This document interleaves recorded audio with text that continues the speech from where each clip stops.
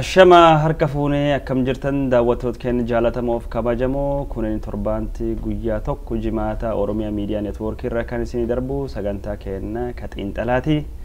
Xiinxalli har'aa waa'ee himannaa abbaan alangaa barattoota Oromoo keessattuu ka waa'ee maaster pilaanii Finfinneetiin walitti qabatee barattoota hiriirsuun gubbaatti hirmaatan gubbaatti dhiyaate xiinxaluu tahaa ka sagantaa kan gubbaatti xiinxaluu kennanii nam lama na waliin jira lachuu ogeeyyii seerati yookaan ammoo hayyoota seera jechuu dandeenya.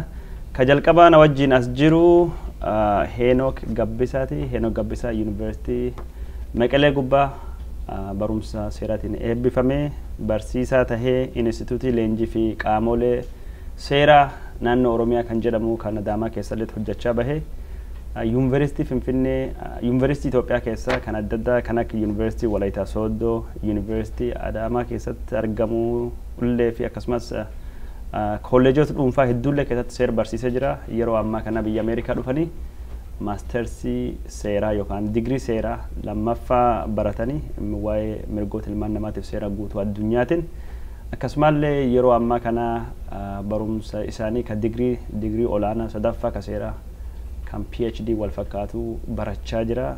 Yeroo amma kana inni University Washington fi Lehigh University keessatti fellow tahee achillee hojjechaa jira.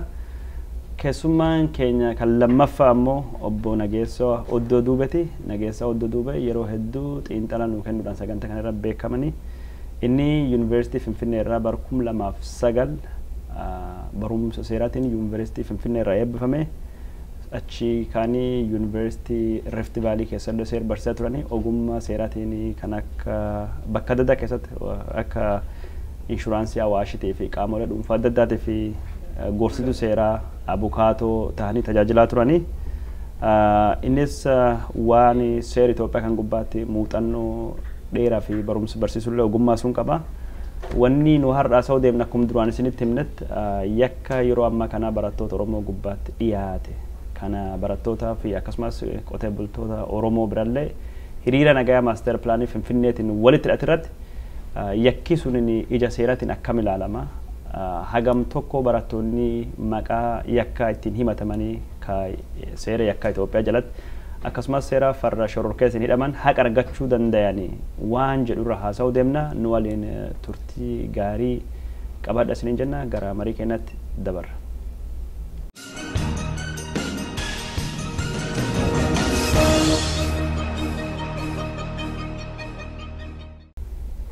Obbo Nageessaa Oddoo Duubeef akkasumas obbo Heenok Gabbisaa gara Studio Oromiyaa Miidiyaa Neetwoorkitti baga nagaan dhuftan isin lachuu. Baga nagaan nu eedde kaduru. Ayyee. Odoo gara marii keenyatti dabarree waan amma kan dedeemaa jira tokko akka seensaatti irraa haasa'uu feena. Obbo Nageessaan jalqabna. Obbo Nageessaa akkuma yaadatamutti muummichi ministeera Itoophiyaa ka duraanii Mallas Zeenaawii haga du'e waggaan lamaffaan torbaan kan keessa yaadatamaa jira. Du'iinsi Mallasaa kun bifa adda addaatiin yaadatamaa jira. Mallas Zeenaawii yoo laallu akka nam seeratti biyyi Itoophiyaa sun haga bara 1991 haga bara 2012 bulche. Mee bulchiinsi isaa akkam ture akka nam seera baratee ogeessira tokkotti qabiyyeen mirgi namaa yeroo sanii kan bulchiinsa maal fakkaata? Gabaabumatti muummichi ministeera Mallas Zeenaawiin eegii mootummaan dargii kufeen booda gara aangoo dhufee yeroo qaraa mootummaa ce'umsaa keessatti pirezidaantii ture. Mootummaa ce'umsaa ijaaranii warri dhaabbileen isa wajjin mootummaa ce'umsaa ijaaran keessaa tokko ABO turani. Isaan kana dhiibee chaartara keessaa baasee nagaa isaa wajjin uumuu dadhabee kophaa itti fufe jechuudha. Eegii itti fufe as karoora misoomaatiif karoora demokrasii gara qabatee kana hin mirkaneessa. Gama misoomaatiin keessattuu uummata guyyaatti yeroo 3 akka nyaatu ni godha. Misooma gara bal'inaan biyya san ni jijjiira. Gama biraatiin ammoo demokrasii illee biyya san keessatti ni mirkaneessa jedheeti dhaadatee ture jechuudha. Waggoota 20 dabran keessa gama demokrasiitiin yookaan gara mirga namoomaatiin yoo laallee jenne Itoophiyaan biyya addunyaa keessaa biyya mirgi namoomaa itti dhiitamu ta'uu gabaasii dhaabbilee akka Human Rights Watch, Amnesty International, gabaasi dhimma alaa kan mootummaa Ameerikaa baasulleen ta'ee dhaabbileen biraalleen mirkaneessanii jiru. Keessattuu gara gaazexeessummaa fi miidiyaa walabaatiin wal qabatee Itoophiyaan Afrikaa keessattuu miidiyaa walabaa dhiituudhaan uummata ukkaamsuudhaan biyya lammaffaati. Gama demokraasii illee yoo ilaalle takkaahuu filannoo yeroo 4 tolfame keessaa filannoon sirrii yookaan bilisa Itoophiyaa keessatti hin adeemsifamne. Filannoo bara 2005 adeemsifame xiqqoo saaqee ture isiillee duraanuu calculationin ture nan mo'adhaa mormitoonni dadhaboodha ka jedhuun ture xiqqoo ka saaqee ture isallee deebisee gaafa mormitoonni cimanii uummanni gama mormitootaatti sagalee kennuu beeku inni ukkaamse jechuudha. Kanaafuu gama demokraasiitiin gama mirga namoomaatiin kufee jira bulchiinsi Mallas illee ta'ee Mallas illee kufee jira jechuudha. Gama misoomaatiin maal fide yoo jenne waggoota 20 sanduuchi biyyi sun beela keessa hin baane. Yeroo san dhiisi ammattis biyyi sun dependency rooba irratti irkatti. Yeroo hundaa beelli jira. Yeroo hundaa rakkinni tokkoffaa uummanni yeroo sadi nyaatuu dhiisiiti yeroo tokkotti gad deebi'e jechuudha. Gama biraatiin immoo piroojeektiilee gara karoora waggaa 5 jechaa piroojeektii hedduu baasaa ture. Fakkeenyaaf waan akka bishaan cimsuu jedhee piroojeektii bal'aa bara 2001 keessa projektii bal'aan jalqabe sun harkaa kufee jechuudha. Hin milkooyin. Achi as immoo kuno karoora transformation fi kamaalii jedhee amma achi ibsaan hin dhaamu bishaan maaliin ta'uu jedhee waa hedduu karoora hedduu qabatee gabbahee karoorri sun tokkochi milkaa'ee hin jiru. Amma gaa isa faarsuun du'a isaa irratti akkasitti dibbee dhahanii isa faarsanii isa ol kaasanii mul'isanii gochuun kun wanni barbaachisee fi itti deemna si gaafachuu deema. Hayyee. Garuma waa'ee mirgoota ilmaan nama gubbaa haasa'uu deemna jechuun waa'ee misoomaa yookaan dinagdee maalii yeroo biraa hin haasofna. Mee haga muummichi ministeera Mallas Zeenaawii waggaa 20 takka yookaan 20 biyyi san bulchan keessatti mirgooleen ilmaan nama qabiyyee maal fakkaata jedhee si gaafadhe. Naannoo Oromiyaallee naannoo biraallee keessa wanta guddaa jira. Haalli mirgii nama ittiin sarbame fakkeenya waan gaggarii kaastaa nu haasofte nutti himte gaggabaabsite. Yaa fakkeenyaaf Oromiyaa keessatti uummanni mormii mootummaatiin mootummaa morme jedhamee uummanni 40 ol ta'u manneen hidhaa biyyattii keessa ture. San qofaa motii yeroo garaagaraatitti dhiibbaa mirga namoomaa bal'aan ajjeechaan hedduun jechuun namoota kumootaan lakkaa'amu gaggeeffamee ture jechuudha. Gara biraatiin Gambeellaa yoo ilaalte fixiinsi sanyii gaggeeffamee ture Nuweer irratti. Sidaamaa akkasuma Loqee irratti uummata bara 2000 fixame hin yaadatta. Ogaaden keessatti akkasii naannoo uummanni mirga gaafate naannoo uummanni morme hunda irratti waanuma mirga heeraan taa'e ka mormuu heera jedhullee cabsaniiti nama fixaa bahan. Bara 2005 filannoo wal qabatee Finfinneerra waan ta'e ni yaadatta jechuudha. Akka carraa yeroo san mana hidhaa turani manuma hidhaa keessattuu nama 100 olitti sababa tokko malee ajjeefame jechuudha. Gabaabumatti mirgi namoomaa biyya san keessa jiru baay'ee gadi kufaa. Gara Heenok deema obbo Heenok biyya Itoophiyaa keessatti karaa muummichi ministeera Mallas Zeenaawii yeroo bulchiinsi isaanii nama dimokiraasii babal'isee jedhamee dubbatama. Mirga ilmaan namallee kabaj fichisiisee waan jedhu dubbatama. Mee atin akka barata seera guutuu addunyaatti akkasumas barata mirga ilmaan namatti Mallasa bulchiinsisa akkamitti madaalta? Galatoomii Kadroo bulchiinsi Mallas hedduu baay'ee kan ittiin beekamu development yookaan guddinaaf dimokiraasii gidduu linkiin yookaan hariiroon hin jiru jedhee policy direction kan qabu hedduu ta'u dhimmoolee kana lamaan adda adda babaasnee ilaaluu dandeenya. Gama development yookaan gama misoomaatiin yoo ilaalle bulchiinsi ture inequality yookaan immoo garaagarummaan qabeenyaa yookaan garaagarummaan qabeenyaa kanneen qabeenyaa qabaniif kanneen qabeenyaa hin qabne gidduutti yoo ilaalle yeroo dheeraa caalaa yeroo ammaatti hedduu bal'atee jiraata. So faaktara kana yoo fuutee as keessa ilaalte misoomni yookaan guddinni inni dhaadachaa ture equality yookaan immoo equitability kan jedhan kan hordofe miti. Kanaan hiyyummaan yeroo kamiinuu caalaa akka biyya san keessa sustain godhee jiru hubachuu hin danda'ama. Gara dimokiraasii yookaan immoo mirga namoomaa fi bulchiinsa gaarii waliin yoo wal qabamee ilaalla. Eeguu ammaatti barattoonni Oromoo kan mirga isaanii guutuu gaafachuuf jecha magaalaa Amboo fi magaalaa Oromiyaa hundumaatti ba'anii mirga guutuu osoo qabanii heeraan lafa taa'ee osoo jiru deebii dimokiraatawaa ta'e deebisuu dhiisuudhaan gara rasaasaatiif gara humna miilitarii gargaaruudhaan ijoollee barattoota waggaa 8 dabalatee rasaasaan tumuun hagam akka bulchiisi biyya sanaa gad aanaa fi gana gara fuulduraatti gana cimuuf kan qabu akka ta'u agarsiisa. Sababa kanaatiin legacy yookaan immoo beekamtiin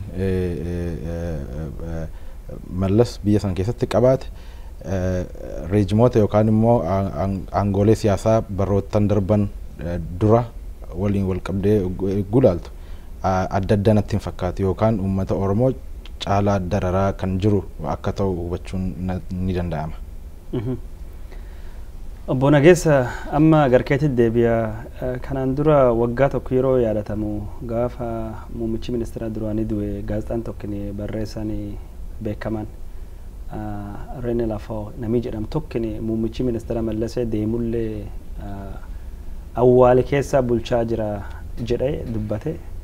Isma bulchaa jira waan jedhu ammallee yoo laallu warri biyyi bulchaa jiranii waggaa lamaan duuballee Mallasa haasa'uu hin dhiisne waa isaa faarsuu hin dhiisne isaan dhaadachuu hin dhiisne wanni kun hagamma footoon isaaf inni gaafa inni maxxanfama gammaa hin kaane gaazexaan riippoorterii illee dhiyoo kanatti footoon Mallasaa hinga buqqisa poosterii isaa kaasa haga bubbee fi qilleensaaf roobee buqqisee eegna kabaji isaa kennu gahee haa buqqa'uutii waan jedhu maqaa isaatiin daldaluu hin qabnu amma hojiin agarsiifnu waan jedhu barreessa ture gulaala isa gubbaatti duratti si dubbatta faantu waan si qabeef Mallasaan eegii du'een dubbatu waggaa lamaan hardhaallee maaliif akkas faarfamaa jira waggaa lamaan dubba jechuun maaliif Mallasaan waa'ee Mallasaa maaliif muummichi ministeera kullee warri ministeerota biraa yoo waan isaan haasofne dubbiin hin taaneef. Akkanatti fakkaatutti wanti hagas mara isa faarsuun barbaachisee fi namoonni amma gara aangoo dhufanii jiran kun namoota akka Mallasaatti dandeettii qabanii miti. Dandeettii dhabuu akkuma jirutti ta'ee maybe istirateejii akka inni cimina inni biyyaan bulchaa ture yoo jedhu biyya midhaasee misoomsee adoo hin ta'in aangoo ifii to'achuu irratti miseensota isaa ijaaruu irratti bakka riphee loltummaadhaa qabee uummata ijaaree yookaan ammoo sooressee to'atee aangootti fiduu irratti Mallasaan gahee guddaa taphatee jira jechuudha. Namoonni amma gara aangoo dhufan kun gama saniin hanqina qaban natti fakkaata. Kanaafuu tokkoffaa mataan isaanii irra du'ee jira. Isa kana ammoo gaaffii kana maaliin guutatu isa faarsuudhaan nu hille ilmaanuma isaati akkuma namni tokko namni abbaa jabaa qabu ilma ebaluu jedhee ittiin fokkoree ittiin onni jedhee jabinna abbaa saadateetti anilleen jabaa ta'uu danda'a jedhee yaalu san nuhi nama isaati dhaaba isaati nulleen akkuma isaa ta'uu dandeenya wama inni dur nuun jedhe saniin isin bulchinaa yoo jedhan nuhu nama danda'uu moti inni jabaa ture gaaddisuma isaa jala bullaa waan jedhan fakkaatan. Gama biraatiin ammoo dhaabni TPLF jedhamu kun akkitti ijaarame dur hojii gamtaa waan gamtaadhaan waa murteessuudhaan beekamaa jedhama. Nama dhuunfaa tokko ol baasuu adoo hin ta'in gareedhaan waa murteessaa jedhama. Gama tokko yoo ilaalte isallee guutuma guutuu caabsuu isaanii argisiisa jechuudha. Eegii bara 2002 keessa na fakkaata gareen TPLF bakka lama dhohee tokko garee siyyee ta'ee gareen Mallas moohateen booda Mallas gara kophaa murtee kennuutti dabree ture. Kanaafuu isumaan wal qabatee amma inni akka nama kophaa tokkotti waan mul'ataa tureef isa kana bakka isaa nama buusa waan dhabaniif isa faarsuudhaan gaaddisa isaa jalatti fudhatama argachuudhaaf waan yaalaa jiran fakkaata jechuudha. Heenok Nageessan obbo Nageessan akka jedhutti warri ammaa kana biyyi bulchaa jiranii Mallasa irra waan dhaalli qabna isirra dhaalli akka sirni mootii sun akka dhaalaa tokko jechuun jabeen isaa beekumsi isaa siyaasa fagummaaf hayyoom isirra arganne jedhanii akkasiidhaan biyyi bulchuu barbaadanii jabaa waan warra keessa hin baane fedha. Ati jechuun yoo bulchiinsa ammaan kan jiru kan muummichi ministeera Hayilemaariyaam Dassaaleny ilaaltu hagam tokko bulchiinsa Mallasa irra adda wanni addis godhoo jira yoo hin jiran ammoo yoo tokko ta'e maal tokko godha. Bulchiisi Hayilamaariyaam Dassaalany kan amma jiru kun yogguu baay'ee bulchiisa Mallas yookaan Mallas Zeenaawiin akka founding father biyya sanaa godhanii itti ilaalan. Haasaa dubbatan keessatti garuu gaaffin asitti qabu founding father biyya sanaati Mallas jechuun kun haala salphaatti wanta beekamuu qabudha. Biyyi sun hagammaatti founded hin taane, biyyi sun irratti walii galamee biyyi sun established hin taane, biyyi Itoophiyaa jedhamu established hin taane. It's in the processii keessa jira.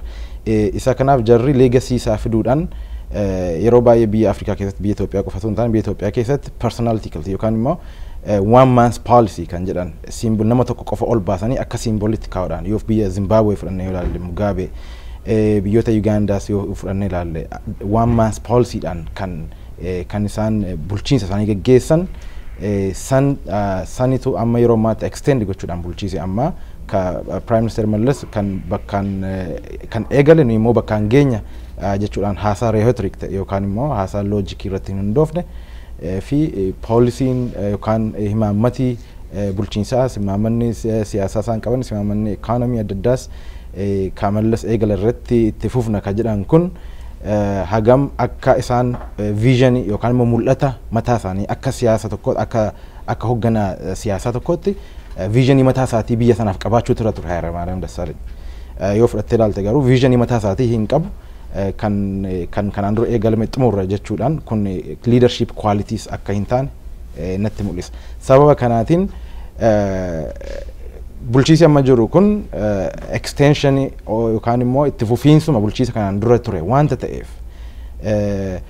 gama uummata Oromootti reflect gaafa goonu interesting yookaan immoo faayidaan uummata Oromoo yookaan nationiin Oromoo akkuma kanaan dura ammas rakkoo guddaa keessa akka jiru natti mul'ata. Garuu kun yeroon ammaa kun uummata Oromootiif opportunity akka ta'e leadershipiin amma jiru kun leadershipiin Hayilamaariyaam Dassaalany personality culture yookaan immoo one man's policy sana waan hin hundoofne isarratti waan hin hundoofneef kun opportunity uummata Oromoo akka ta'edha. Uummanni Oromoo yeroo ammaatti dandeettii hoogganummaa isaatii agarsiisee biyya sana dhuunfachuudhaaf opportunity guddaa akka qabu kan irratti tilmaamuu dandeessu natti fakkaata. Uummanni Oromoo dandeettii cimaa agarsiisuun hooggansa biyyi sunii fudhachuu qabaa jette akkamiin? Tokkoffaa uummanni wal gurmeessu, lammaffaa conscious yookaan immoo hubannoo olaanaa fi qalbii akka dhuunfaatti akka society tokkotti akka nationii tokkotti gareedhaan qalbii wal fakkaataa fi higher degree of conscious kan faranjoonni jedhan qabaachuu danda'utu irra jira. Dantaan uummata Oromoo ka amma jiru maal ta'utu irra jira gara fuulduraatti century tokko booda yookaan waggaa 100 booda dantaan uummata Oromoo biyya san keessatti maal ta'utu irra jira. Dantaa kana akkamiin lafa qabsiisuu dandeenya kan jedhu irratti uummanni ka faranjoonni meeting of mind qabaachuutu jira. Meeting of mind jechuun osoo hin haasa'in sammuudhaan wal dubbisu wal beekuu danda'utu jira. Oromoon hundi bar Oromoon eeguu ammaatti individual success yookaan immoo ciminni dhuunfaa jira. Garuu wanti dhabame collective success dhabame uummata Oromoo keessatti. Collective success kun immoo dhabamuurraan collective failure tu jira jechuudha uummata Oromoo keessatti. Isa kana mature ta'ee qalbeeffannaa olaanaadhaa fi hubannoo olaanaadhaan dantaasaa adda baasee beekuudhaan wal gurmeessuu danda'utu irra jira. Gaarii waa'ee Mallasaa gubbaatti hagasoo jenne gahana fakkaata amma gara waan bira dabarra obbo Nageessa garuu yoo waan dabaltu qabaatti san gubbaatti.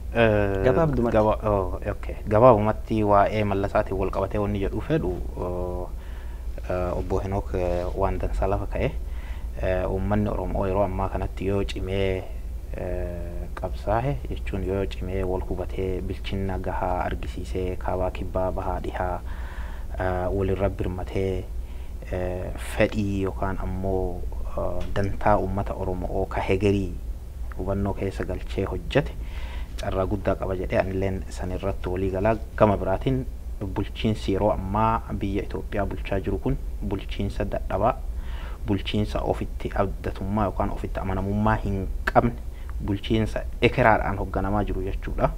Kanaafuu bulchiinsa akkasii fragile ta'e dadhabaa kana yoo silaa tokkummaan jiraatte wal hubannoon jiraatte gama achi leadershipiin dansaan kenname bulchiinsa kana adoo yeroo dheeraa hin fudhanne gara sirna dimokiraasiitiif sirna uummanni sagalee keessatti argatutti jijjiiruun ni danda'ama jechuudha.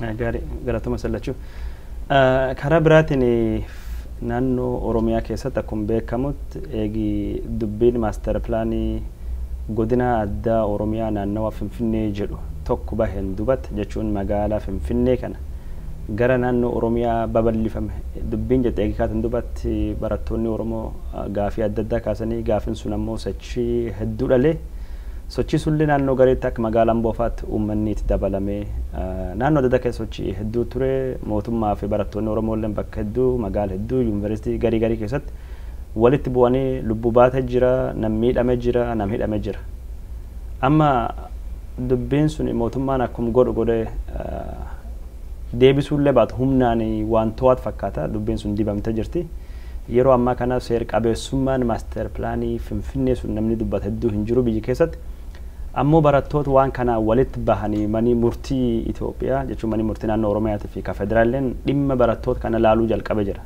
yookaan barattoota qofa osoo hin taane nama maaster pilaanii kana walitti hidhatee qabaman maaster pilaanii kana kala dhaddachi tokkini murtii waliigalaa Oromiyaati dhaddachi biraa immoo dira dhaawwatti man murtii sadarkaa tokkoffaa federaalii magaalaa dira dhaawwa keessa jirutti dubbitan laalaa jira mee sunirratti dubbachuu fi walumaa galatti himannaa isinii kennine jirra himannaa kana jechuun barattoonni kun kan ittiin himatamanii akka yakka seera Itoophiyaatidhaan akkasumas labsii farra shororkeessaatiin himataman walumaa galatti qabiyyeen himannaa kana akkamirraa gartane nurra jalqabta sirra jalqaba hayyee galatooma kaduro an asirratti adoo himannaa kanatti hin seenneen dura sirna haqaa ka Itoophiyaa yookaan ammoo caaseffama manneen murtee irratti xiqqoo dubbachuuf barbaada caaseffama manneen murtee naa jedhu sirni haqaa Itoophiyaa maal fakkaata waan jedhu irratti yoo xiqqoo dubbadhee jedhe biyya san keessatti fakkeenyaaf maaster pilaaniin jedhame kun iyyuu seera qabeessaa muti jedhee namni tokko mormee mana murtiitti himachuu qaama maaster pilaanii kana hojjete challenge yookaan ammoo gochuu danda'uu irra jiraata danda'uu qabaachuu qaba garuu biyya san keessa wanni rakkoo uumu tokko maali qaama gugurdaa tokko qaama mootummaayyuu biyyayyuu silaa yoo ati himatte akka seeraatitti mirga himachuu ni qabda isa kana yoo himattee ati jette manni murtiidha wanni kun heera mootummaatiin wal faalleessaa kanaafuu federeeshinii mana maree federeeshinii itti si erga jechuudha manni maree federeeshinii ammoo qaama akkamii jettee yoo ilaaltu manni maree federeeshinii qaama siyaasaati qaama siyaasaa siyaasa yookaan aangawoota warra biyya bulchu keessaa filatamtoota isaaniitti waliin guuramee jechuudha qaamni kun ammoo bilisa ta'ee murtee haqaasii hin kennu gaaffiin gugurdaan wanti akka amma labsii farra shororkeessummaa kun heera mootummaatiin wal dhahaa jettee silaanii falmatta yoo falmatte dubbiin kun eessa geeffama mana maree federeeshiniiti manni maree federeeshinii kun maaniin gadhaabate heera mootummaarra gadhaabate injusticein achuma jalqaba jechuudha haqa argachuu hin dandeessu maaliif qaamni heera mootummaa hiika jedhamee ta'e kun qaama siyaasaa ta'uu isaatiin wanni ati jalqabu marrattuu beekuu qabdu sirni diriirfameeyyuu sirna haqaatii moti sirna akka uummanni haqa hin arganne akka olaantummaan mootummaa jiraatu akka uummanni ukkaanfamu tolfame ta'uusaa akka naa hubattu barbaada. Mee gara himatatti deemna himati kun inni barattoonni keessattuu ka Amboo laalla ka Amboo irra jalqabna eebla ji'a eebla keessa hiriir nagaa guddaatti magaalaa Amboo keessatti geggeeffame sun wajjiidhaan namni 52 qabame yakkii irra baname jira warri yakkii irratti dhiyaatu kun inni walamaan himatamanii tokkoffaa seera yakkaa Itoophiyaa keewwata 32 muraa tokko keewwata xiqqaa gubbaatti fi keewwata 35 akkasumas labsii shororkeessummaa lakkoofsa 652 kan bara 2001 bahe keewwata 2 keewwata xiqqaa 2 4 fi 6 rakkisuu raawwatamee jira jechuun wanni isaan ittiin himataman tarree yakkicha keessatti ammoo wanni inni haasa'u waan warri kun godhee jedhamanii himatan keessa fakkeenyaaf mootummaa wayyaanee nu hin bulchu abaawootu nu bulcha mootummaan afaan Oromoo hacuucaa jira ummat keenya man sirreessaa jira baasuu qabna waajjiraalee mootummaa gubuu qabna guyyaan har'a guyyaa bilisummaan itti argamu abaa'oon amboo seenee jirtii jedhanii hiriir nagaa sirbaa bahanii kanaafuu wanni isaan dhageessan kun ragaa ta'uudhanii keeyyata yakka ka biyya ka Itoophiyaa sunii fi akkasumas labsi farra shororkeessummaa ka duratti dubbanni sun diiganii yookaan yakka sun cabse hojjetanii kanaafuma murtii dhiyaatan jedhan walumaa galatti amali yakki kanaati fi wanni dhaadannoo warri qabatee jedhamanii dhiyeessan kan yoo seeratti ilaallu bohoon Heenok maal fakkaata wanni deemaa jiru. Qabxiin kun tokkoffaa qabiyyeen yakkaa yookaan qabiyyeen chaarjiitti dhiyaate barattoota kan irratti dhiyaate dhimmi tokko yakka ta'uudhaaf elementii yookaan miseensa adda addaa yookaan fundamental kan ta'an sadii guutuutu irra jira. Qabiyyee sadii of keessaa qabuutu irra jira. Tokko yakki sun yakka seeraan dhorkame yookaan gochi sun gocha seeraan dhorkame ta'uutu irra jira. Lammaffaan immoo gochi sun raawwatuutu irra jira yookaan material element kan jedhan. Sadaffaan immoo namni yakka sana dalage gaafa yakka sana dalagu sammuun isaa maal fakkaata haalli ilaalcha isaatii maal fakkaata moral element kan jedhan jechuudha achi keessatti. Amma dhimma ijoolleen yookaan hiriira nagaa irratti kaasan kun tokkoffaa kaayyoon hiriira sanaa mirga heeraan lafa jiru mirga wal gurmeessanii peaceful protest kan sana irratti hundaa'e waan ta'eef yakka dalaguudhaaf namni intentionii guutuu ijoolleen barattoonni kun akka hin qabne achirraa baruu ni dandeessa. Lammaffaa jechi isaan dhaadachaa turan kun wayyaaneen nu hin bulchu gochoonni yookaan jechoonni akka sanaa seeraan kan dhorkame miti kun freedom of expressionii keessa yookaan mirga guutummaa guutuutti afaan of sammuu kee keessa waan jiru of ibsuu walii wal qabatee waan jiruuf wanta seeraan dhorkame miti kun maal nutti agarsiisa legal element yookaan immoo qabiyyee seerummaa kan hin guunne ta'uusaa achirraa hubannaa jechuudha. Kanaaf keewwata 32 fi 35 fi keewwata seeraa kan shororkeessummaatti hogguu himatan hirmaannaa keewwata 32 yoo seera yakkaa irratti hirmaannaa yookaan participation yakkaa kan ilaallatudha. Hirmaannaa waliin groupiidhaan dalgan waan jedhuufi jechuudha. Kun principle of legality yookaan immoo sirna seerummaa kan guute miti. Kanaaf yakki kun yakka principle yakkaa kan guute ta'eeti hin mul'atu. Namni tokko karaarra deemee protest gochuu ni danda'a, mormuu ni danda'a, afaan isaatiin mootummaa mormuu waan danda'uuf kun gocha shororkeessummaa akka hin taane baruu ni danda'a. Nageessa ati kan gubbaatti jechuun qabiyyeen himannaa kana hagam tokko seera qabeessummaa qaba.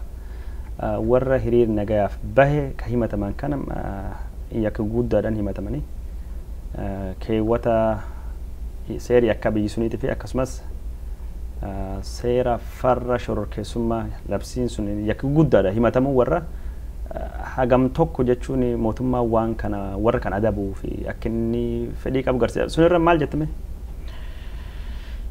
Isa kana akka lamaan laala. Akki lamaan laaluun inni qaraa himannaa kana kabananiin labsii farra shororkeessummaatiin.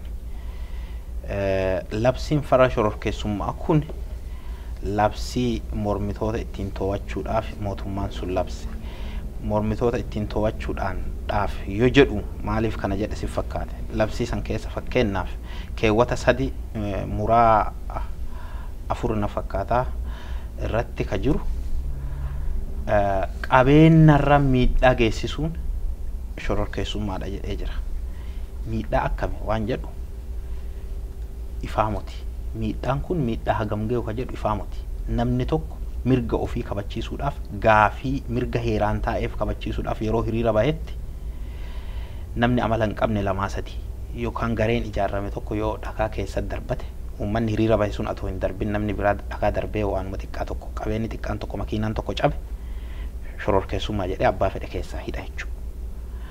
Kanaafuu labsiin kun gama biraatiin ammoo waa barreessituuf yaada ati ibsitullee keessatti yookaan ammoo yaada ati uummata biraatiin wal jijjiirtullee keessatti nama akkanaatiin qunnamtii goote nama shororkeessummaadhaan yookaan dhaaba shororkeessummaadhaan galmaahee jiru nama miseensa dhaaba sanii ta'e waliin wal qunnamtii goote jechuudhaan salphumatti nama ittiin hidhachuudhaaf ittiin adabuudhaaf mootummaan kun labsii kana gaffitee jechuudha. Kanaafuu labsiin kun gama tokkoon heera mootummaa hedduu cabsa. Maal fa'a cabsa? keewwataalee heera mootummaa. Tokkoffaa keewwata yaada ofii bilisa ta'anii ibsachuu isa kana daangessa. Lammaffaa keewwata mirga hiriira bahuu kanallee ni daangessa jechuudha. Maaliif jennaan qabeenyi tokko cabe jechuudhaan uummata mirga santi fayyadamu maal godha jechuudha. Gara yakkaatiitti yakkaan akka himataman godha. Gama biraatiin ammoo mee obbo Nageessa kan gubbaatti wanni aan si gaafachuu barbaadu kanumaan walitti qabatee waan jiruu fi fakkeenya fi himannaan barattoota 21 mana murtii sadarkaa tokkoffaa federaala kan magaalaa Dirree Dhawaa keessatti argamu irratti dhiyaate tokkini barattoonni hiriir nagaa bahan kun odoo eeyyama bulchiinsi magaalaa irraa hin argatinu hiriir nagaa gurmeessuudhaan hiriir nagaa eeyyama malee bahuudhaan akkasumas qabeenya mootummaa miidhaa dhaqqabsanii waan jirudha himannaa warra gubbaatti dhiyaate. Seera Itoophiyaa keessatti fakkeenya fi hiriir nagaa bahuu fi namni tokko mootummaa irraa eeyyama argachuu qabu beeksisuu qaba. Kana mee gargarii baasee gabaabsii jedha. Seera Itoophiyaa irratti hiriira bahuudhaaf beeksisuu callaan gahaadha. Beeksistee hiriira bahuu dandeetta. Beeksisuu inni jedhu sunuyyuu labsii keessa jedhame malee heera mootummaa irratti hiriira bahuun mirga daangaa tokko malee kabajame waan jedhuuf beeksisuun sun akka eegannoo eegga yookaan eegumsi barbaachisaan akka godhamu warra hiriira nagaa bahu suniif akka godhamuuf jedhameeti malee namni tokko uummanni wal gurmeessee cadhisee illee hiriira nagaa yoo bahee mirgi isaa seeraan kabajamaadha. Isa kanatti garuu eeyyaman gaafattu. Kanaaf beeksisuu qofatti gahaa. Qaamni tokko yookaan gareen tokko odoo qaama mootummaa barbaachisatu hiriir nagaa odoo hin beeksisnu bahii jedhame yakki yookaan himannaan dhiyaachuu seera ala jechuudha. Himannaan seera ala illee ta'uu baate heera biyyittii kan faallessudha jechuudha. Dhugaadha. Dhugaadha. Isa kanaan wal qabsiisee gaafii ati duraan na gaafattee wal qabsiisee gara gaafii duraan ati na gaafattee yoo deebi'ee jedhu gama biraatiin ammoo himannaan kun himannaan tokko waan guutuu qabu qaba. Tokkoffaa yakki raawwatame jedhame sun yoom akka raawwatame eessatti akka raawwatame haala kamiin akka raawwatame ibsuu qaba. Isa kana yoo ibsu ammoo namoota himatame tokko tokko isaanii kaase yoom hirmaate akkamitti hirmaate eessatti hirmaate waan jedhu tarreeffamuu qaba. Himannaa ijoollee kanaa yoo laalte jette namni kun nama 52 waluma qaba. Ijoolleen kun haala kanaan hiriira bahanii qabeenya balleessan jechuu alatti eenyu qabeenya kan balleesse eenyu maal godhe yeroo kam godhe wanni jedhu hin jiru jechuudha.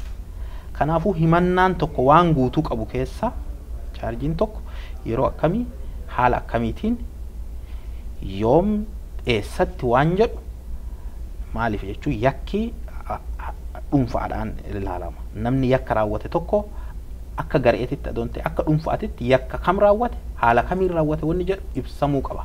Asirratti himannaa nama 52 tarreessanii gabaabumatti ijoolleen kun guyyaa akkanaa akkasii ka'anii akkas godhan jechuun callaan gahaa. Himannichi garuu bifa saniin dhiyaate waan ta'eef himannaa ulaagaa himannaaf barbaachisu hin guutin heera mootummaa keessallee namni himatame tokko jedha keewwata 19 irratti maaliin akka himatame maal akka yakke afaan inni beekuun itti himamuu qaba. Achirrallee dabree haalli himannaa isaa ifatti ta'uu qaba jedha. Gaarii. Kanaafuu mirgi ijoollee kun haala kanaan cabuu jira jechuudha. Ayya gaarii. Ittisuullee hin danda'an ofirraa ittifachuufis yoo yakki ka hin beekin ati nama 52 san keessa nama tokko yoo ta'e waluma qabaatti jimlatti yoo si himatan adda baafattee illee beekuu hin dandeettu. Mootummaan ammoo wanni waan kana godhuuf yoo naannoo tokko keessa yookaan yuunivarsiitii tokko keessa uummanni yookaan ijoolleen bahanii hiriiran dhugaadhaan ebelutti bakka kana cabse yookaan ebelutti kana gurmeesse waan jedhu beekee adoo hin ta'in ijoollee sabboonummaa qabdu ijoollee duraanuu dubbattu ijoollee mormitu jedhanii ka qaraayyuu listii qaban namoota haala adda addaa walgahii irratti dubbatan ka barnoota illee ciccimoo ta'an sabboonummaa qaban duraayyuu jala deemanii katabatu waan ta'eef namootuma akkasii san barbaadanii walii qabanii hidhanii himatu malee ebelu maal godhe waan jedhu adda baasanii illee diteelii isaa hin beekanu. Kanaaf bifa kanaan walii qabanii himatanii himannaan kun ulaagaa himannaadha akka guutee muti gabaabumatti. Daawwattoota keenya jaalatamoo fi kabajamoo marii fi gaafiif deebiin obbo Heenok Gabbisaa fi Nageessaa Oddoo Duubee waliin goone kaardhaa kanuma torbaan dhuftu keessummootuma keenya lamaan wajjin gaafiif deebiin kennu kun itti fufaa ammaaf waan nu daawwattaniif horaa bulaa galatoomaa isin jenna. Torbaan sagantum kana walitti dachaana hagsunitti nagayaatti.